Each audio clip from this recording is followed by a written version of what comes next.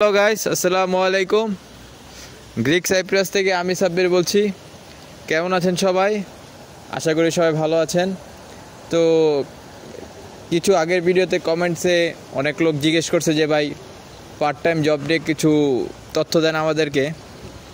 তো আজকের ভিডিও হচ্ছে পার্ট টাইম জব নিয়ে। আজকে পার্ট টাইম জব নিয়ে কথা বলবো। চলেন শুরু করা যাক পার্ট টাইম জব নিয়ে কথা। তো বর্তমানে অনুযায়ী 2025 সাল অনুযায়ী যারা গ্রিক সাইপ্রাসে আসবেন তাদের পার্ট টাইম জব, তারা দিনে 8 ঘন্টা কাজ করতে পারবেন। এবং প্রতি ঘন্টায় আপনাদের যারা স্টুডেন্ট রয়েছেন তাদের প্রতি ঘন্টায় আপনাদের 5 ইউরো করে পেমেন্ট করবে। অ্যান্ড যারা ওয়ার্ক পারমিটে আসবেন তাদের মূলত সাইপ্রাসে 8 ঘন্টার বেশি কাজ হয় না, তবুও অনেকগুলো ফ্যাক্টরি আছে, বড় কোম্পানি আছে, বিভিন্ন দোকান আছে, রেস্টুরেন্ট আছে।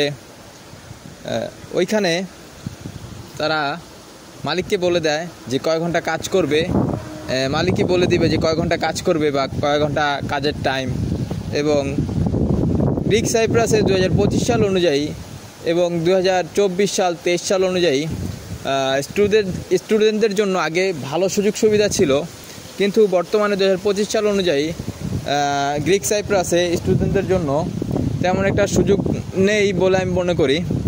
তবে যারা স্টুডেন্ট হিসেবে আসবেন তারা কিছু কাজের অভিজ্ঞতা নিয়ে আসবেন, যেমন